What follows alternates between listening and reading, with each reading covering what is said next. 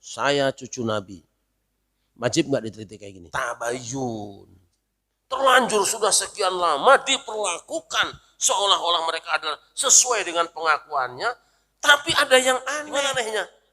Kalau para ahli hadis meneliti bukan cuma riwayat hadisnya, tapi juga teks hadisnya, wajib gak kita meneliti nasab seseorang berdasarkan teks perilakunya?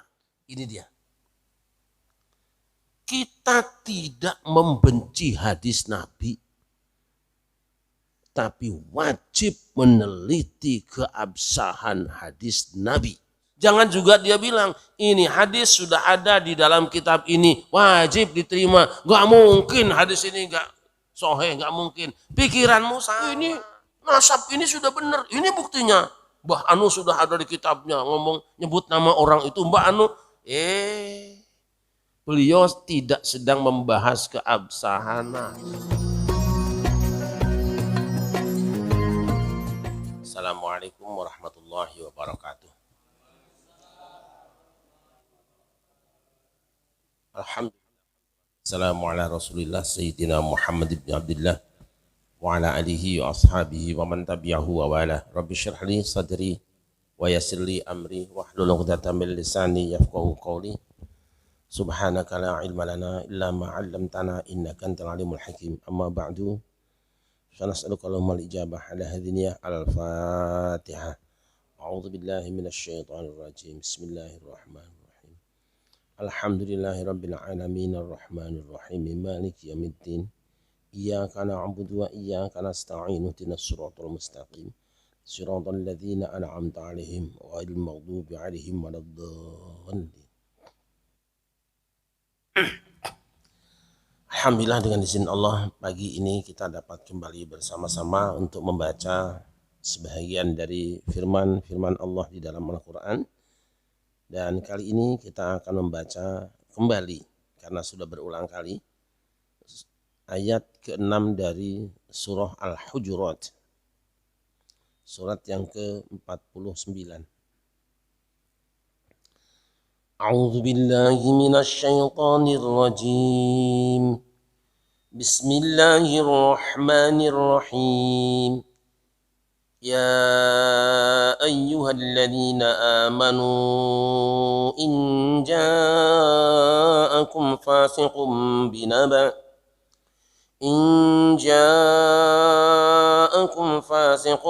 binaba'in fatabayyanu an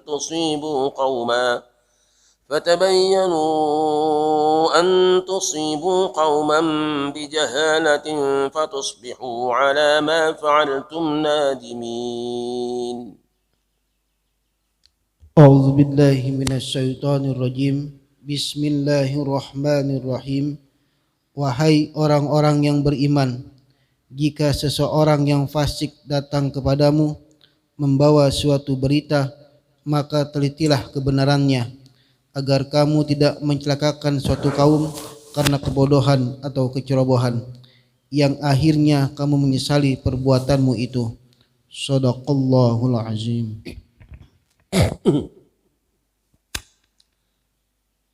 Kita pernah mendengar Rasulullah Sallallahu Alaihi Wasallam bersabda, Inna Allah la yanzuru ila ajsamikum wala ila suwarikum walakin yanzuru ila qulubikum wa a'malikum. Allah tidak memandang kepada badan kamu, tidak juga kepada bentuk kamu,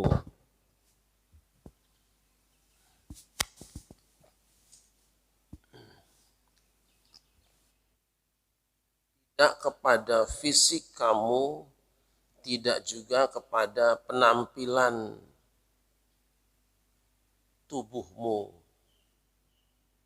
tetapi dia akan memandang kepada hati dan karyamu. ini menggambarkan bahwa ada hubungan antara hati seseorang dengan perbuatannya.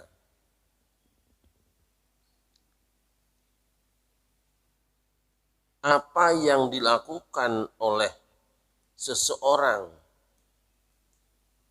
dengan tangannya,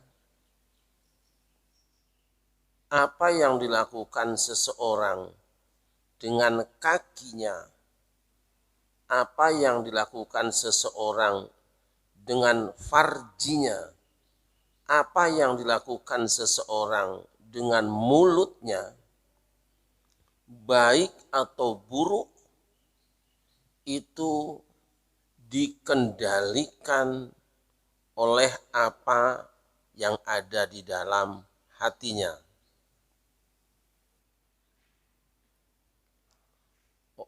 Yang saya bicarakan di sini adalah orang yang hatinya masih normal, hati yang masih bisa mengakses segala warna rasa. Sebab kalau mata ada yang buta warna, hati pun ada yang sudah rabun warna. Oleh karena itu dalam Al-Quran disebutkan فَإِنَّهَا لَا تَعْمَلْ أَبْصَارِ وَلَكِنْ تَعْمَلْ قُلُوبُ الَّتِي فِي الصُّدُورِ. Yang dimaksud dengan buta itu bukan pandangan mata dalam pembicaraan konteks itu. Tetapi yang buta adalah al-qulub, hati yang ada di dalam dada, allati fis sudur. Tidaklah orang akan mengatakan kasar kecuali bahwa dia merupakan cerminan penampakan dari kekasaran hatinya.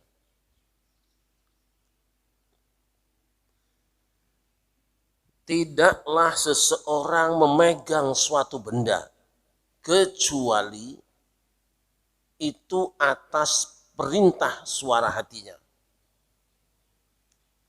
Tidaklah ada seseorang itu berzina kecuali karena keinginan zina sudah ada dorongan di dalam hatinya.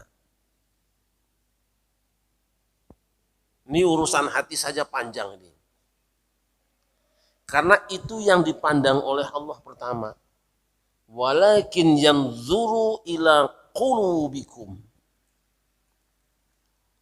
Baru wa a'malikum.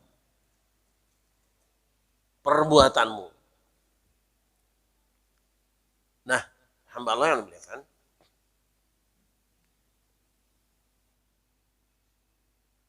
Orang menangis, menggerakkan mulutnya untuk mewek, kemudian menggerakkan air matanya keluar. Itu karena apa?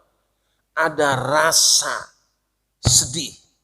Sedih itu tempatnya di hati.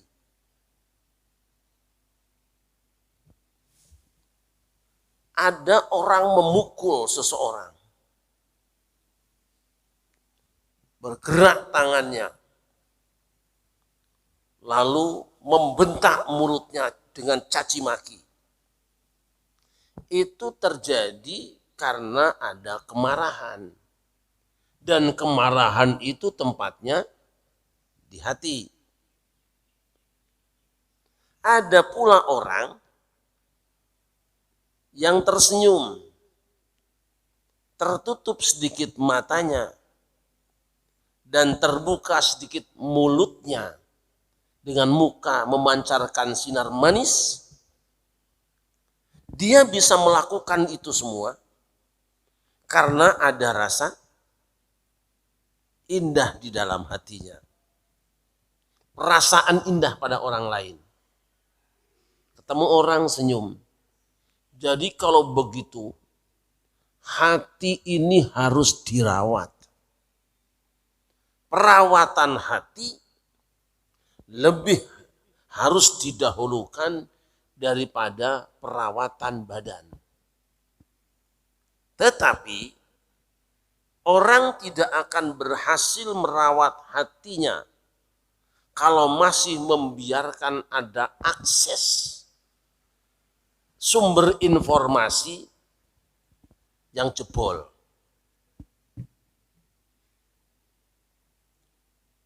Apa yang menyebabkan hati sedih? Karena dia mendengar berita duka. Apa yang membuat hati gembira? Karena mendengar cerita suka.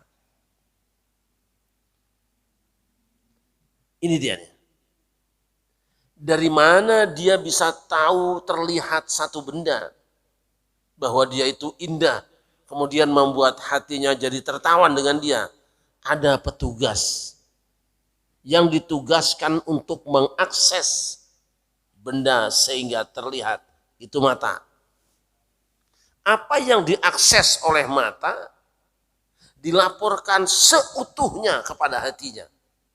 Apa adanya.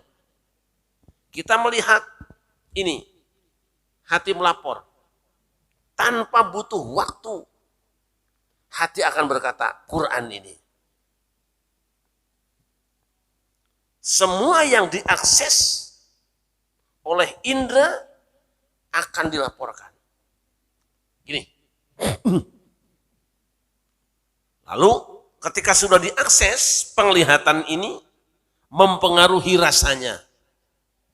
Oh, ini kitab suci. Lalu aku akan bergerak. Dia tidak boleh ada di bawah kakiku. Lalu diperintahkan oleh hati, angkat Qurannya. Akses. Kita melihat seorang atau jangan seorang lah, warung, ada tulisan BAKSO.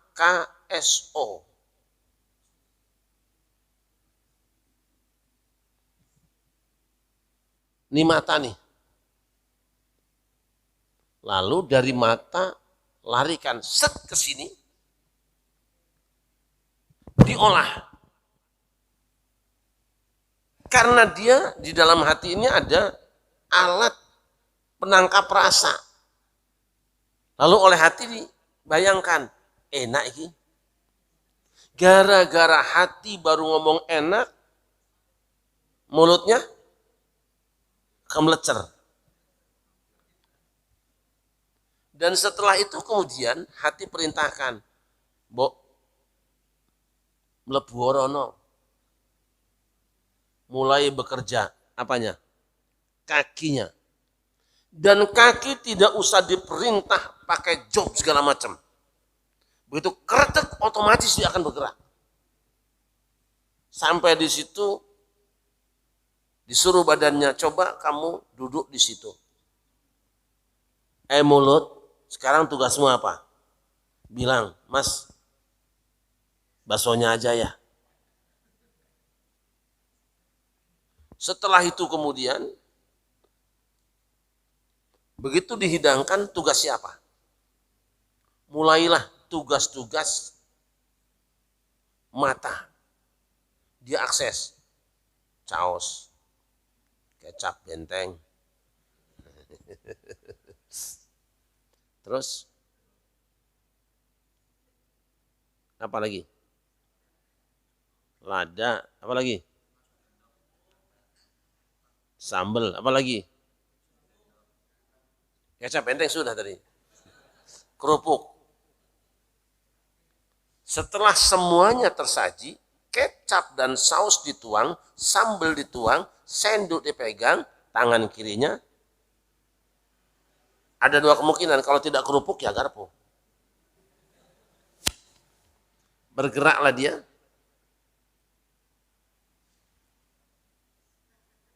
Saya tidak tahu Haji Mahli ingat bismillah apa enggak. Masuk. Bekerjalah mulutnya, goyanglah lidahnya, ngunyahlah giginya, masuk ke dalam, diterima oleh sang penjaga di dalam, panas karena kebanyakan sambelnya.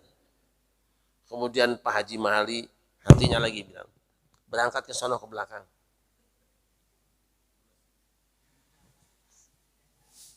Dan terjadilah semua itu akibat apa?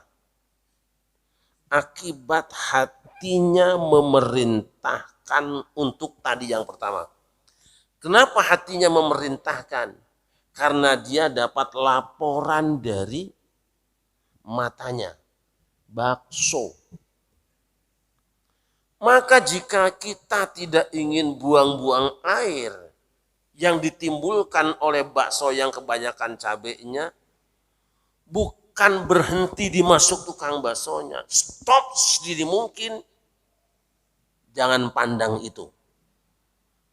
Kalaupun kau tidak sengaja melihat itu, nasihati hatimu. Jangan melihat dia. Lihat yang lain. Jam tangan. Waduh, kalau makan bakso kesiangan nih. Nah itu. Nah, hati adalah raja. Ini adalah para menterinya. Apapun kebijakan yang dilakukan, apapun yang dilakukan oleh menterinya, pasti atas kebijakan rajanya. Tapi kebijakan raja seringkali dipengaruhi oleh kaki kanan, kaki tangannya. Orang-orang yang ada di sekitarnya yang memang itu tugasnya. Ini dia. Nah,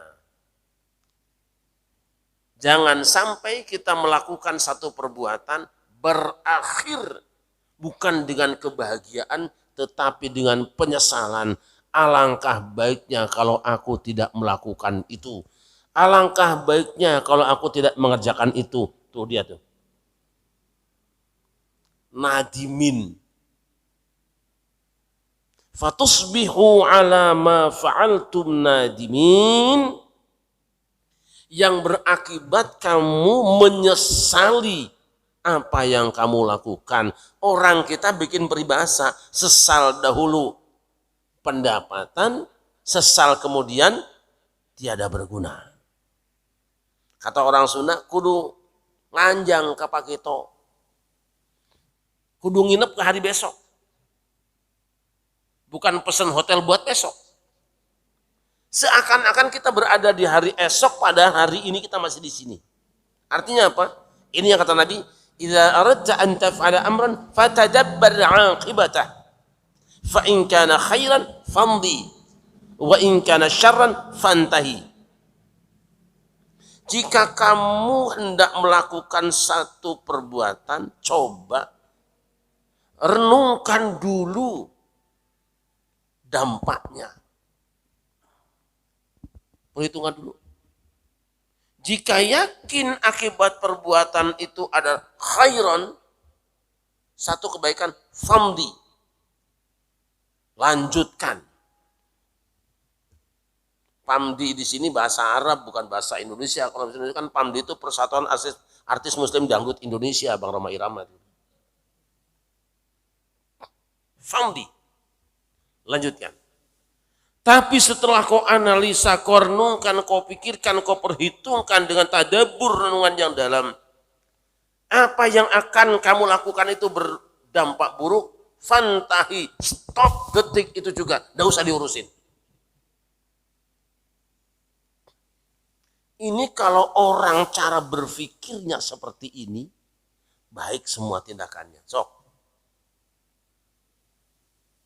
Bahkan nanti kalau orang yang beriman itu bukan cuma menghentikan yang tidak mungkin baik atau yang buruk, yang tidak ada gunanya sama sekali pun dia stop.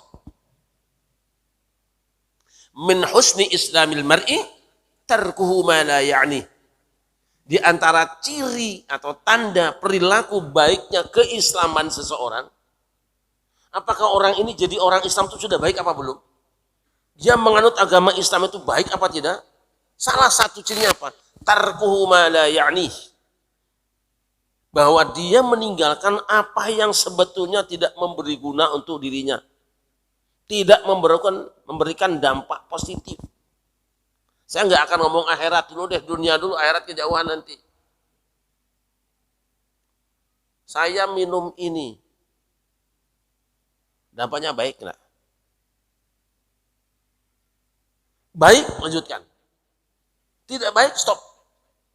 Tapi orang-orang yang jiwa tasawufnya tinggi, bukan cuma itu. Atau orang yang keislamannya lebih tinggi dari kita. Kalau dia tidak ada gunanya sama sekali, dosa mah tidak, cuman nggak berguna, tidak dilakukan. Ngabis-ngabisin waktu, sebab apa? Dia sadar tidak satu detik pun waktu kau pergunakan untuk apapun, kecuali ada pertanyaan, pahala apa yang kau dapatkan dari situ? Manfaat apa untuk badanmu yang kau lakukan dari situ? Ini orang beriman. Kita tidak, iseng aja. Kadang-kadang di jalan saja nendang-nendang rumput, memang ada gunanya. Ini karena orang mau jadi pemain sepak bola tapi gagal, nggak ada yang lamar. Jalan rumput ditendangin, apa urusannya? Ada gunanya tak? Kadang-kadang nendang batu yang nggak harus ditendang, kena bocah, ngapiran itu. Ya, muslim, bisa jauh lah. Nah, salah satu informan atau detektif yang harus betul-betul disadarkan. Nih, mata, telinga. Ayat mengatakan, hai orang yang beriman, Allah nggak ngurusin orang nggak beriman, sebodoh. Ini untuk orang beriman. Berada di surat Al-Hujurat. Mengapa ayat ini diletakkan di surat Al-Hujurat yang berarti kamar-kamar di mana umat Islam berpartai-partai, bermadhab-madhab? Sebab ketika umat Islam berpartai, bermadhab, berkelompok-kelompok, itu rawan ini. Rawan yang kita bahas ini. Hei orang yang beriman, perhatikan. In ja'akum fasikun binaba'in. Jika ada orang fasik datang kepada kamu membawa satu informasi. Perhatikan di sini. Umat Islam diajari harus jago ilmu komunikasi dan informasi. Makanya Menteri Informatika harusnya Muslim yang ngerti ini. Nah, kalau semua menteri diangkat gara-gara tawar-menawar dan ada hubungan dengan partai politik, nggak akan beres negeri ini. Harus profesional. Karena partai politik itu kan ngangkat wakil rakyat. Yang jadi wakil rakyat jangan jadi pemimpin rakyat lain. Tugasnya bikin undang-undang. Ini rusaknya negara kita kalau tidak segera dibenahi. DPR tidak boleh jadi menteri. Bukan urusannya itu. DPR ya sampai mati jadi DPR saja sudah. Menteri dari yang ahli. Menteri keuangan ya ahli keuangan. Gitu loh. Kalau DPR kan biasanya ahli bicara tok kan. Alias berbohong kepada orang, ini umumnya ya, nggak semua, tapi ya ada satu mungkin yang enggak lah.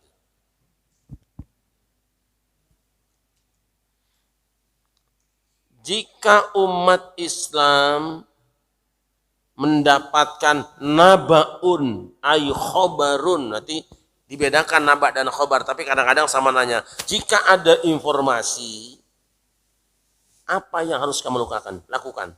Ada WA, ada postingan, ada sharing, ada omongan, ada ngurumpi yang berbentuk berita informasi menceritakan sesuatu yang tidak di depanmu. Fatabayyanu. Kamu punya kewajiban, bukan sunat. Wajib kamu tabayyun, klarifikasi. Nanti qiraatnya dua, ada fatabayyanu, ada fatasabbatu. Kalau fatabayyanu artinya pastikan jelas. Minta sejelas-jelasnya apa yang disampaikan itu. Kalau fatasabbatu, sabat, kokoh, sabit. Artinya apa? Berita itu A, bukan A min, bukan A plus, bukan B, bukan C. Benar-benar utuh seperti itu apa adanya. Tidak ada tambah, tidak ada kurang. Kan berat ini. Berat. ada peribahasa kalau uang dititipkan bisa berkurang, tapi kalau omongan nambah. Ada nggak titipin uang nambah sama yang ngirimin nambah gitu?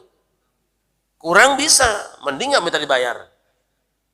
Tapi kalau cerita tambah. Sallallahu alaihi Muhammad. Supaya apa? Nah, ini. Dari sinilah kemudian muncul apa yang disebut dengan ilmu takhrijil hadis. Islam itu agama yang luar biasa. Tidak ada satu informasi kecuali baru diterima dan baru diceritakan pada orang lain setelah valid, sahih, sahih.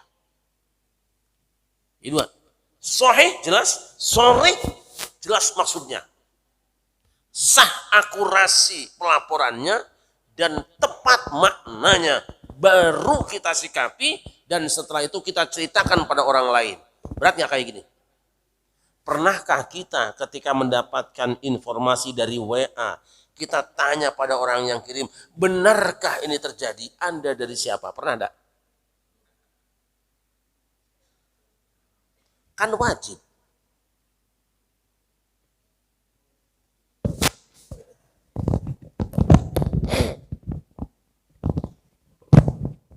Kita ini selalu menganggap benar kalau yang bercerita teman sekomplotan. Ya. Dan selalu dianggap salah walaupun benar jika yang bicara orang lain. Ya enggak? Gimana ini? Oh iya, terbukalah. Ingat kita hari-hari yang lalu kemarin kan? Dan orang diombang-ambing gak karu-karuan akhirnya. Hari ini berteman dengan ini, besok berteman dengan ini. Yang tadinya musuh jadi bareng lagi. Kacau hidup ini. Gak punya kaidah. Jadi ingat, jika seorang muslim kita ngaku beriman, dapat berita, itukah koran, SMS, WA, postingan, apapun juga, yang kita tidak menyaksikannya, pastikan, teliti, dan kaji, sampai seakan-akan kita menyaksikan sendiri.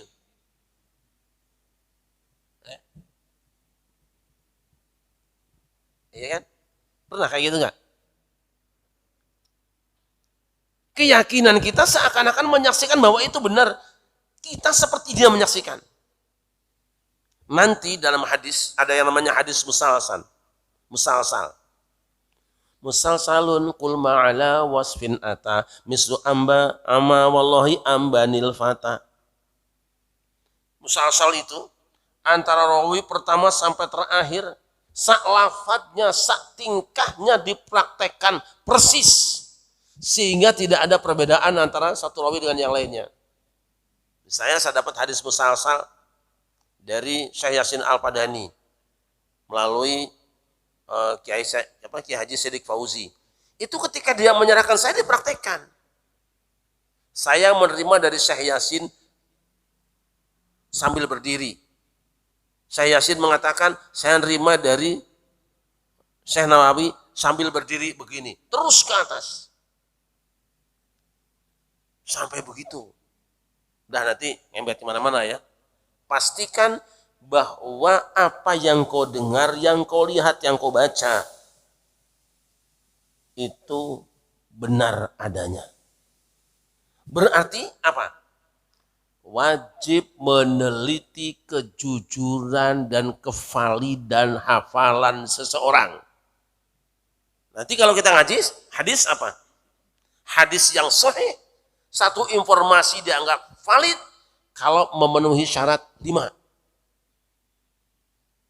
Kita kalau kesini nggak jadi main WA.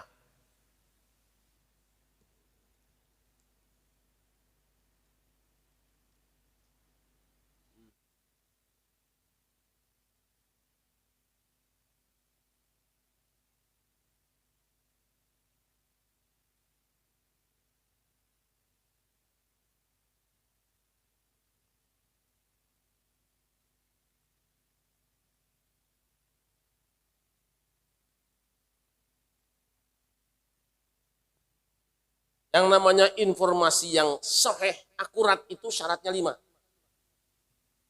Iya, sahih itu kan akurat, benar. Bukan bohong. 1, adlun. Rawinya adil. Si orang yang melaporkan ke kita tuh adil. Apa tuh adil?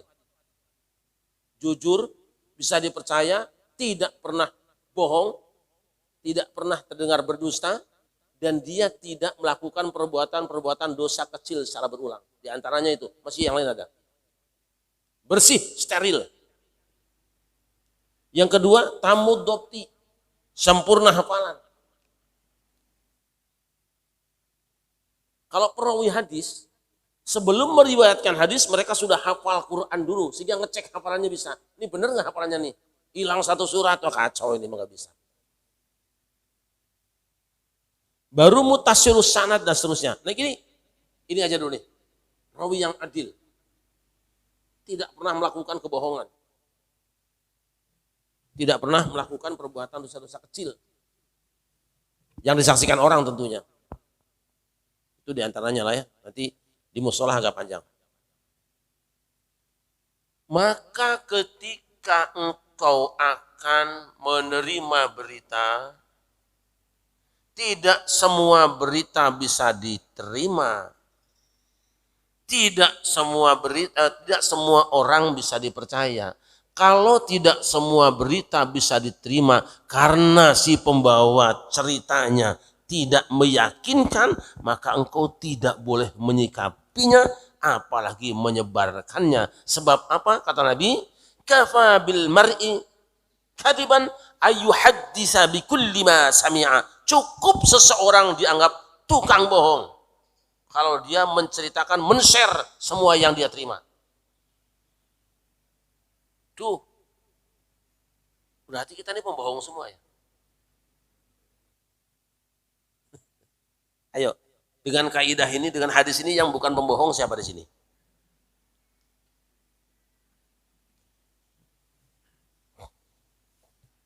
Itu hadis tegas.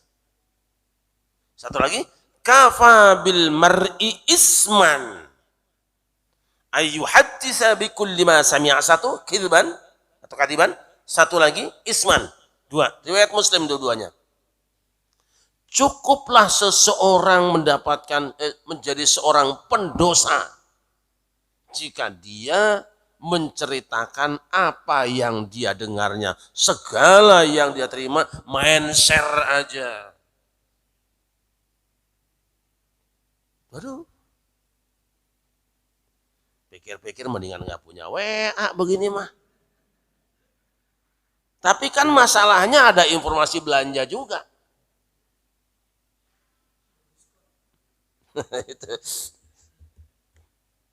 Sekarang iklan-iklan misalnya di Facebook di mana-mana itu benar nggak antara iklan dengan prakteknya, benar nggak? Bertahun-tahun saya gatal di badan saya, ya kan? Ternyata selama ini disembunyikan oleh dokter. Sebenarnya obat itu ada di rumah kita. Ujung-ujungnya, nah ini sudah kami produk juga. Beli, diobatin, sembuh nggak kudiknya? Ini kan sebetulnya kita banyak yang tertipu kan. Kutil, sekali tempel, musnah semuanya. Ada begitu ya? Tapi ketika kita beli dioles, bener nggak musnah? Nggak juga, tetap aja dicungkal-cungkil nggak kena juga. Umpamanya gitu loh. Terus apa lagi? Nah, kamu harus teliti sampai dipastikan bahwa laporan cerita berita itu benar, sahih dan shoriyah. Sahih itu benar urutan ceritanya, shorih jelas maksudnya. Baru boleh dipercaya. Dan engkau boleh menyikapi. Itu belum lagi kalau kau cerita pada orang, belum. Ini baru sampai sikap saja. Jadi sikapmu itu dipertanggungjawabkan supaya apa? Antusibu qauman bijahalatin, supaya kamu tidak melakukan satu tindakan kepada satu kelompok manusia hanya berdasarkan praduga, hanya berdasarkan kebodohan. Harusnya apa? Nabbi'uni bi'ilmin. Sampaikan padaku berdasarkan ilmu. Tidak boleh berdasarkan kebencian atau narasi.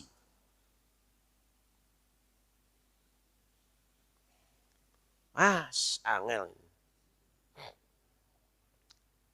Salah memperlakukan orang lain berangkat dari salah persepsi. Salahnya persepsi karena salah informasi. Kalau kita sudah salah memperlakukan orang lain, apa yang terjadi? Tentu orang yang diperlakukan salah itu akan kecewa dan marah. Bahkan disaksikan orang lain akan dikatakan ini orang gegabah. Fatusbihu ala ma fa'altum nadimin. Sehingga kamu gara-gara apa yang kamu lakukan itu justru kamu menyesal. Bukannya kebahagiaan. Padahal kita inginnya apa yang kita lakukan adalah supaya bahagia. Tapi karena salah akhirnya bukan kebahagiaan tetapi malah penyesalan. Sayang sekali yang namanya penyesalan selalu datang terlambat. Makanya sesal dahulu pendapatan, renungkan dulu hari kemudian, baru kau lakukan di hari ini di sini. Sallallahu Nabi Muhammad.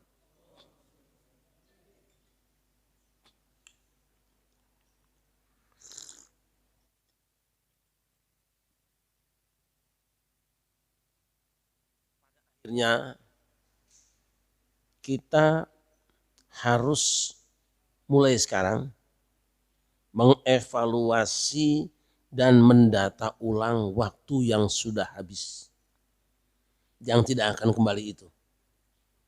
Hasil apa yang telah kau kumpulkan selama 60 tahun? Hasil apa yang sudah kamu raih selama 40 tahun dengan anggota badanmu? Tanya. Apakah tangan kita nanti hari kiamat menjadi orang kaya karena mendatangkan pahala, berkarya yang baik-baik, diinvestasikan? Atau dia akan datang sebagai tangan yang miskin karena banyak melakukan dosa? Apakah kaki kita juga nanti hari kiamat akan termasuk di antara kaki yang kaya karena langkahnya kepada tempat-tempat yang mengandung pahala? Atau sebaliknya, kaki kita ternyata di sana ada debitnya, ada kreditnya sekian banyak dosa. Karena selama ini kita lebih semangat datang ke tempat-tempat maksiat.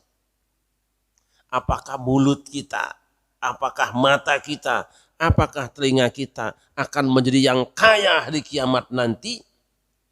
Karena selama di dunia bekerja untuk yang mengandung pahala. Atau justru anggota badan kita yang ada hari ini nanti hari kiamat akan menjadi orang-orang miskin. Karena selama bertugas di dunia ini, dia lebih tertarik mengerjakan hal-hal yang mengundang dosa. Ayo silakan. Mulai mikir kita. Apa kita hanya berbaik sangka, tenang, Allah kan maha pengampun lagi penyayang? Harus berimbang. Antara roja dan khauf harus berimbang. Nabi ibadi anni al-ghafurur rahim wa anna adabi huwal adzabul alim. Beritahu hamba-hambaku Muhammad, orang-orang itu. Aku itulah yang pengampun lagi maha penyayang. Tapi siksaku ingatkan juga ke mereka. Siksa yang pedih. Jangan kebanteran cuma roja terus. Pengharapan terus. Optimisme tidak waspada. Yang membuat umat Islam selama ini terhina atau bangsa ini dihinakan karena kita baik sangka tidak pakai waspada.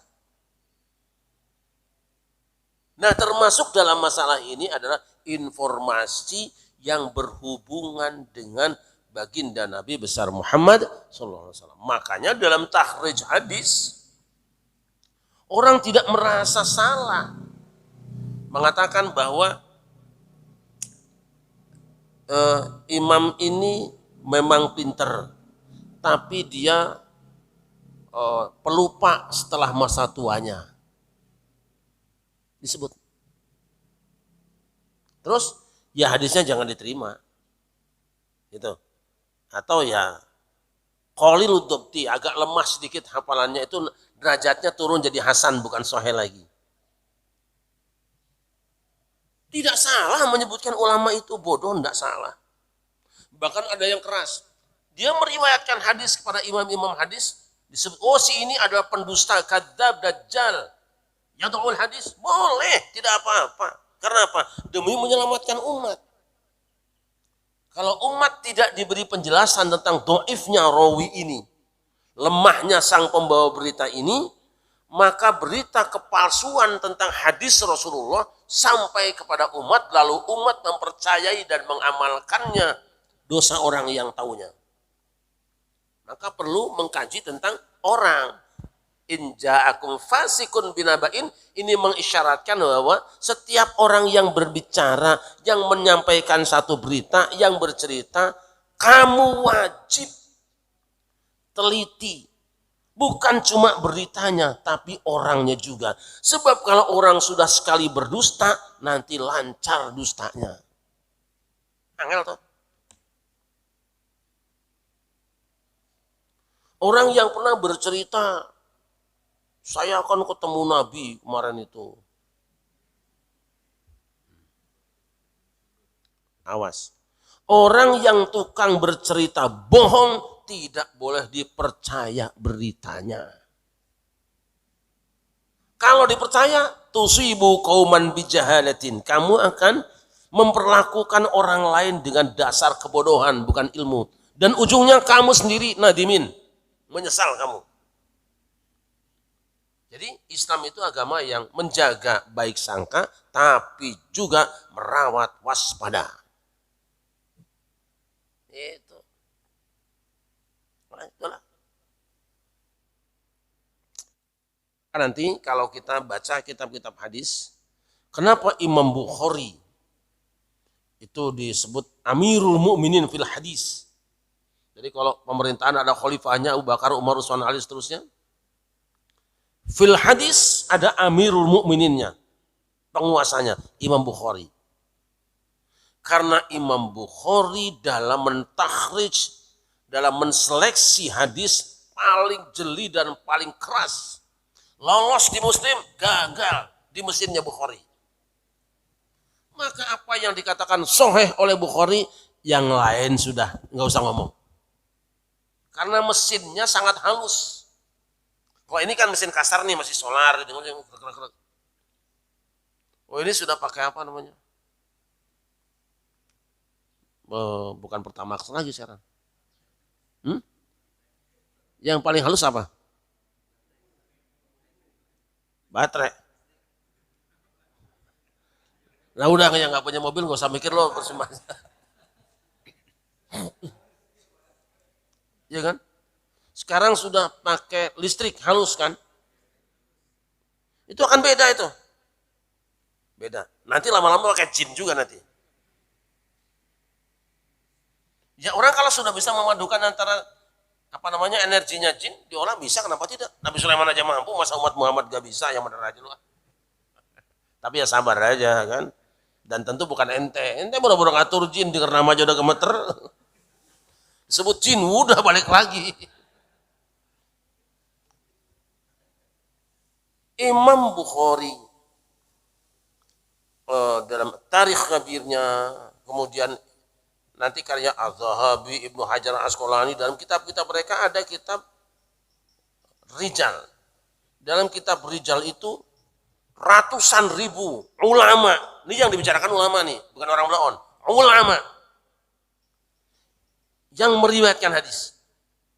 Dipuji kehebatannya. Tetapi kadang-kadang disebutkan, ini orangnya pinter tapi suka bohong. Jangan dibilang sejak kapan orang berani mengoreksi hadis ini? Loh, hadis itu wajib dikoreksi karena ayatnya ini. Ini kan hadis Nabi sudah diamalkan dari dulu, enggak apa-apa.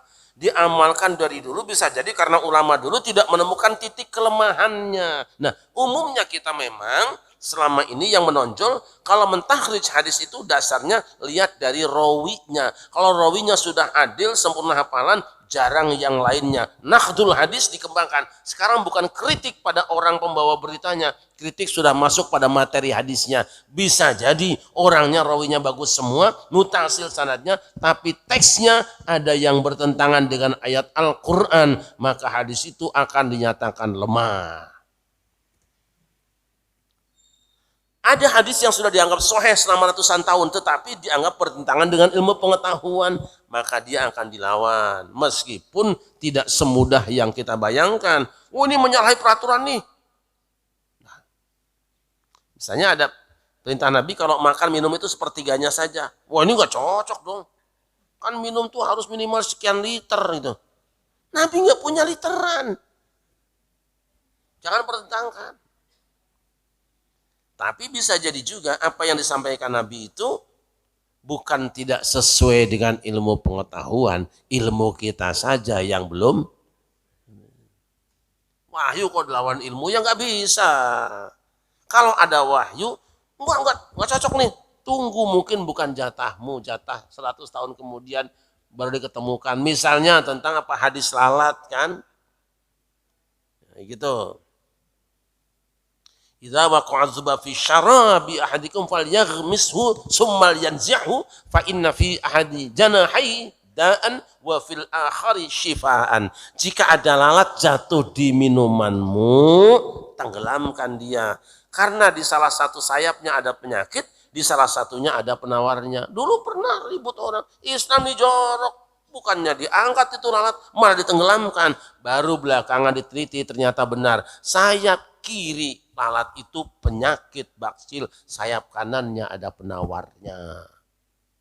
Tapi kan terlanjur orang mengatakan hadis itu dhaif dulu, sebagian yang mengatakan begitu gara-gara ada penelitian bahwa ini bertentangan dengan ilmu kedokteran. Bukan bertentangan dengan ilmu dokter, dokternya yang ilmunya belum sampai karena zamannya belum ada. Itu wahyu kok dilawan.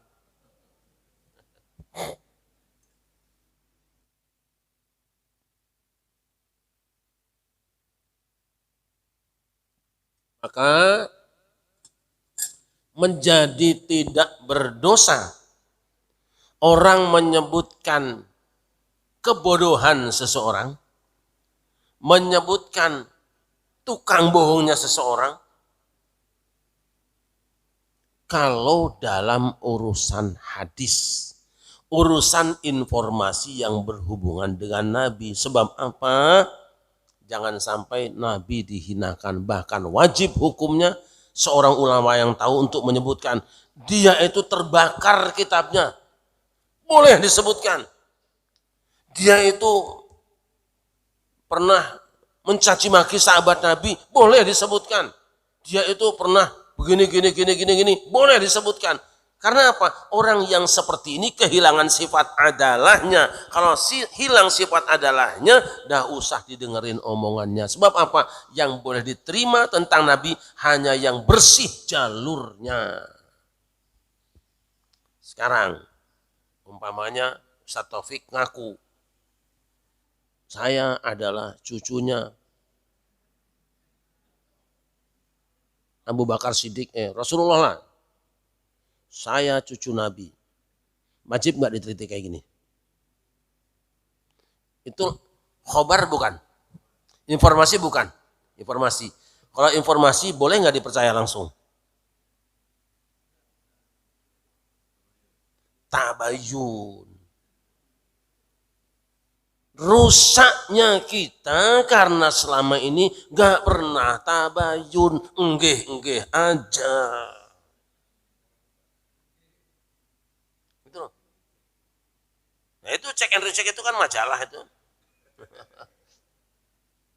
Iya. Wajib.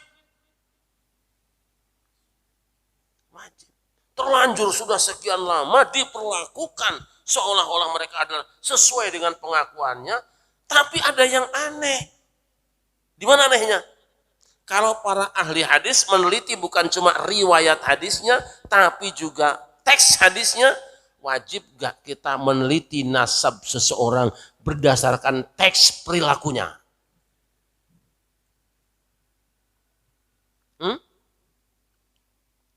Teks perilakunya. Dipantes-pantes ke. Aku kan anaknya habis 7. Aku lahir di Jogja. Nih gak bisa ngomong Jawa.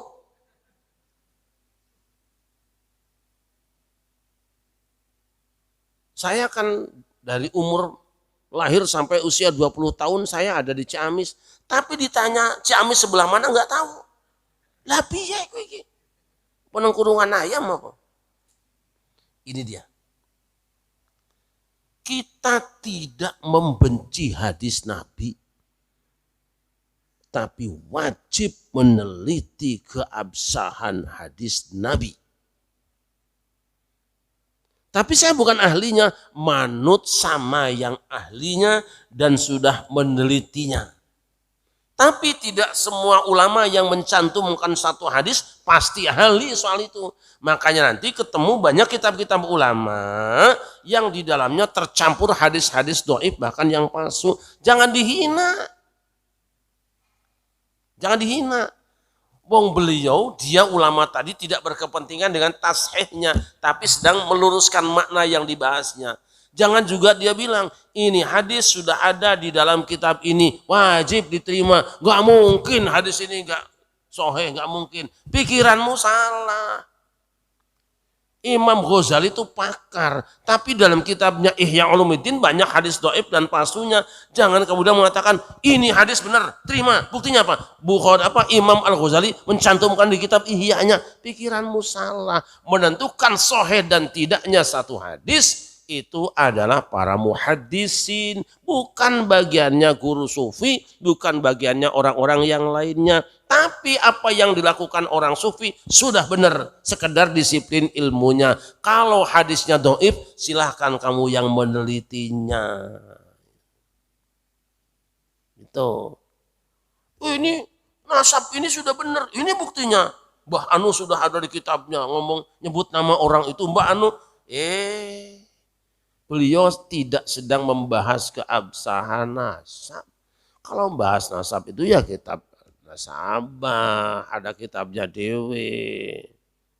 Ini Anda usah anti dengan siapapun, tapi jangan semua orang ngambil porsi jadi peneliti. Kalau kita ngaku peneliti semua, nyontek dari orang kok rasanya ngakunya penelitian sendiri. Pasal ditakoni, ya pokoknya gitu aja. Nah pokoknya sih. Itu kan gaji pokoknya segitu itu. Jadi ayo mulai sekarang mulai bertanya, manfaat nggak kita punya WA? Ayo. Banyak pahalanya apa banyak dosanya? Ayo. Manfaat nggak kita punya TV? Banyak pahalanya apa banyak dosanya? Itu siaran TV itu dikalkulasikan sehari semalam tuh siaran pahala apa siaran dosa yang banyak? Bukan tidak boleh menggunakan WA, bukan tidak boleh nonton TV, tapi kalau kamu dapat berita, dapat postingan, tabayun, jangan langsung percaya baik. Itu loh. Akhirnya benci orang nggak punya alasan. Iya kan? Kadang-kadang kita ini ikut-ikutan benci orang, urusannya apa sih? Gubernur Jawa Tengah calonnya 3, ikut ngomong di sini. Memang kamu apa urusannya? Ya, manfaat gak? Coba daripada digunakan untuk ngomongin Gubernur Jawa Barat, Jawa Tengah, Jawa Timur yang kamu kenal juga enggak. Kalah menang ada untung ada rugi juga enggak. Lah, mendingan buat baca Quran. Tapi masalahnya kan baca Quran tuh tidak ada ketertarikannya kita kan. Coba aja. Bikin di sini baca Quran. Alah, setengah juz pada khusyuk semua. Dingkluk kabeh. Tapi yang ngomongin orang mendelik terus apa iya lu. Ini kan saya menceritakan orang-orang di luar masjid apa sebelum salam. Kalau yang disuruh salam ya itu sudah lebih dahulu dibuktikan lah itu kan. Semoga Allah Subhanahu wa taala menjaga hati kita, rawat hati kita, kemudian supaya dia tidak main suruh-suruh saja. Juga Allah jaga hati kita untuk tidak gampang percaya dengan laporan pandangan mata dan laporan pandangan tangkapan telinga atau yang lainnya. Beri kekuatan hati kita supaya sehat, beri penasehat dengan apa? Banyak zikir pada Allah Subhanahu wa taala. Al-Fatihah. Bismillahirrahmanirrahim.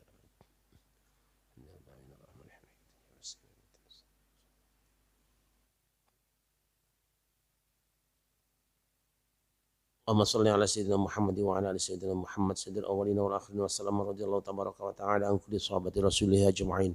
Alhamdulillah hamdan yuafi ni'amahu wa yukafi mazidah. Ya Rabbana lakal hamdu kama yanbaghi li jalali wajhika wa 'azimi sultanik. Rabbana la tuzigh qulubana ba'da idh hadaytana wa hab lana min ladunka rahmatan innaka antal wahhab. Rabbana innaka jami'un nas li yaumin la raiba fihi innallaha la yukhliful mi'ad. ربنا آتنا في الدنيا حسنة وفي الآخرة حسنة وقنا عذاب النار وصلى الله على سيدنا محمد وعلى آله وصحبه وبارك وسلم بفضل سبحان ربك رب العزة عما يصفون وسلام على المرسلين والحمد لله رب العالمين حسبنا الله ونعم الوكيل السلام عليكم ورحمة الله وبركاته.